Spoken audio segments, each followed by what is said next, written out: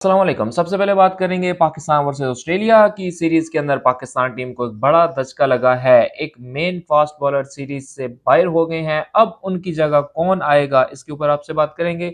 उसके अलावा बात ये करेंगे कि जी मोहम्मद रिजवान के ऊपर बड़ी कड़ी जो है वो नजरें पीसीबी ने जमाई हुई हैं। उनकी पोजीशन, उनकी स्ट्रेटजी जो है वो चेंज की जा रही है। उनको कहाँ पे खिलाया जाएगा, किस नंबर पे खिलाया जाएगा, इसके ऊपर बात करेंगे।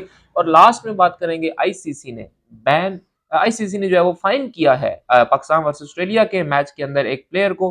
क्यों बैन किया है, वो प्लेयर कौन है, इसके ऊपर डिटेल से बात करेंगे।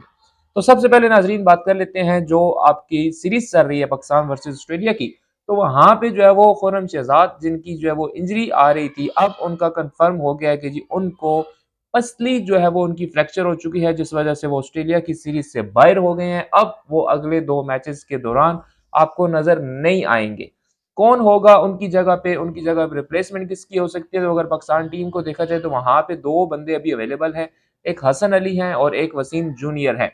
अगर देखा जाए तो ज्यादा जो चांसेस बनते हैं वो तो मोहम्मद वसीम जूनियर के बनते हैं कि उनको खिलाया जाए, लेकिन हसन अली को टीम के अंदर शामिल किए जाने का काफी इम्कान है, क्योंकि हसन अली का जो एक्सपीरियंस है वो काफी ज्यादा है as compare to the Mohammad Waseem junior. तो अब जो अगले मैच के अंदर आपका कंपैरिजन बनेगा, वहां पे आपको इब्रार अहमद की जगह जो है वो हसन अली भी नजर आ सकते हैं, क्योंकि जो पिच बनाई गई है एमसीजी की तरफ से वो सेम वही पिच है जो पर्थ की पिच है, यानी कि ये पिच भी फास्ट ट्रैक को जो है वो मदद देगी, स्पिन ट्रैक को इतनी मदद नहीं मिलेगी इसके ऊपर भी। और ऑस्ट्रेलिया की कंडीशंस के अंदर हमेशा यही हुआ है कि वो हमेशा फास्ट पिच बनाते हैं, फास्ट बॉलर्स को वो पिचेस जो है वो सपोर्ट करती हैं। तो अब खुर्रम शहजाद के लिए एक बड़ा धचका है कि वो अपनी पहली ही सीरीज के अंदर जो है वो इंजर्ड हो गए और अगले 2 मैचेस के दौरान वो पाकिस्तान टीम का हिस्सा नहीं होंगे। उसके अलावा नाजरीन मैं बात करूं रिजवान की, तो रिजवान क्योंकि T20 के अंदर 3 विकेट कीपर सेलेक्ट कर लिए गए हैं। मोहम्मद रिजवान को वैसे ही जो है वो रेस्ट दिए जाने का कहा जा रहा था, लेकिन फिर चले एट उनको रेस्ट नहीं दिया गया। हफीज के कहने पर उनको टीम के अंदर शामिल कर लिया गया। लेकिन अब ये कहा जा रहा है कि जी एक ओपनर तो आपका पक्का है, साइम अयूब। उसके साथ ओपनिंग जोड़ी जो है वो चलाई जाएगी, थोड़ी सी 2 से 3 बैट्समैनों को चलाया जाएगा, जिसके अंदर बाबर आजम भी होंगे, जिसके अंदर मोहम्मद रिजवान भी होंगे, जिसके अंदर फखर जमान भी हो सकते हैं और जिसके अंदर हसीबुल्ला भी होंगे, जो नए प्लेयर जो है वो शामिल किए गए हैं। यानी कि साइम अयूब को तो 5 के 5 मैचेस खिलाए जाएंगे न्यूजीलैंड के खिलाफ T20 सीरीज के, लेकिन उनके साथ ओपनिंग जोड़ी को टेस्ट किया जाएगा कि कौन जो है वो ऊपर आता है। लेकिन वो इस बेस पे टेस्ट होगा कि जी स्ट्राइक रेट कौन अच्छा रोटेट करता है। तो ये मेरे ख्याल में काफी मसला हो जाएगा, क्योंकि जरूरी नहीं कि आप 1-2 मैच अगर किसी प्लेयर को दें, क्योंकि जरी बात है आपके पास इस टाइम टीम के अंदर टोटल 6 ओपनर है। तो 6 ओपनर्स में से अगर आप एक को कंफर्म भी कर देते हैं तो पीछे 5 जो बचते हैं उन 5 को एक एक मैच ही आता है।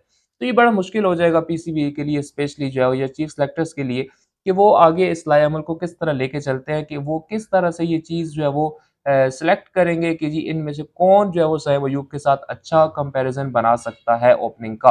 क्योंकि ओपनिंग स्ट्राइक रेट जो है वो थोड़ी सी एडवांस चाहते हैं, थोड़ी सी फास्ट चाहते हैं। डेफिनेटली T20 की जरूरत है, लेकिन अब देखना ये पड़ेगा कि साइम अयूब के साथ कौन सा ओपनर जो है वो फिट होता है। और इसके अलावा दूसरी खबर यह है कि मोहम्मद रिजवान को एज अ विकेट कीपर नहीं खिलाया जाएगा। मोहम्मद रिजवान को फील्डिंग के तौर पे जो है वो खिलाया जाएगा, एज अ फील्डर खिलाया जाएगा और उनसे बैटिंग करवाई जाएगी। और उनसे ओपनिंग अगर ना करवाई गई तो उनका जो दूसरा नंबर बनता है वो है नंबर 4। यानी अगर 1 डाउन जो है वो फिर फखर जमान होंगे और 2 डाउन के ऊपर मोहम्मद रिजवान को जो है वो जगह मिलेगी।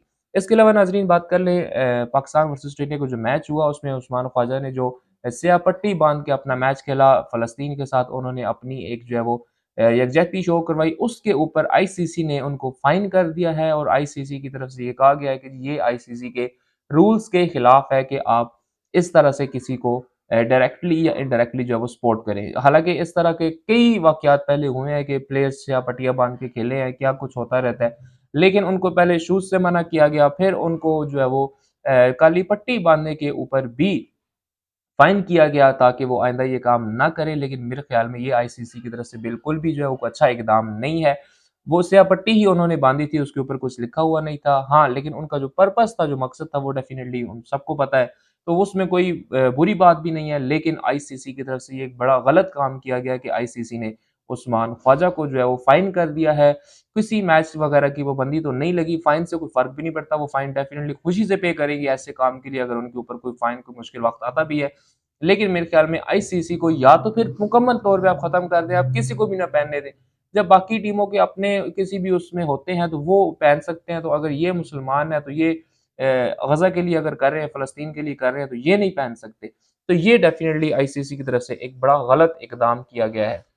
उसके अलावा नाजरीन, पीएसएल 9 से पहले टी10 लीग करवाई जाने का काफ़ी चांस है। पीसीबी ने अपनी तगोदो शुरू कर दी है। आज पेशावर के अंदर 2 स्टेडियम्स को बाकायदा ऑब्जर्व किया गया, जहां पे वो टी10 का एक नुमाइशी मैच जो है वो पीएसएल 9 से पहले करवाना चाहते हैं। वो मैच इस्लामाबाद वर्सेस पेशावर ज़ल्मी होने के जो है वो काफ़ी चांसेस हैं। इसके अलावा दूसरी जो प्रायोरिटी होगी वो क्वेटा ग्लेडिएटर होगी। लेकिन मेरे ख्याल में ये टी10 लीग जो है वो ये शायद ठीक है, ये इस टाइम डिमांड है आपकी, लेकिन ये शायद थोड़ा-सा पीएसएल को अ, उसकी वैल्यू को डाउन कर दे, क्योंकि आपके पास पीएसएल एक अच्छा ब्रांड है। तो आपकी कोई ऐसी ज़रूरत नहीं है कि आप पीएसएल से पहले जो है वो कोई बीच में इस तरह का काम करें, जिससे इसके बाद आपकी जो पीएसएल की डिमांड है, जो व्यूअरशिप है, वो थोड़ी-सी कम हो जाए। लेकिन एक नुमाइशी मैच जो है वो पेशावर के अंदर ज़रूर खेला जाएगा। जो स्पेशली पेशावर ज़ल्मी के फैन्स हैं, उनके लिए एक बड़ी अच्छी खबर है कि उन्होंने पहले बड़ी कोशिश की कि जी उनके कुछ मैचेस पेशावर के अंदर रखे जाएँ, जो कि अनफॉर्चुनेटली नहीं रखे जा सके। लेकिन चलें, ये एक अच्छी खबर है कि नुमाइशी मैच जो होगा वो पेशावर के अंदर खेला जाएगा। तो ये थी नाज़रीन अभी तक की अपडेट्स। अगर हमारे चैनल पर नए हैं तो हमारे चैनल को सब्सक्राइब करें। बहुत जल्द मिलेंगे इंशाल्लाह अपनी अगली वीडियो के साथ। तब तक के लिए अल्लाह हाफ़िज़।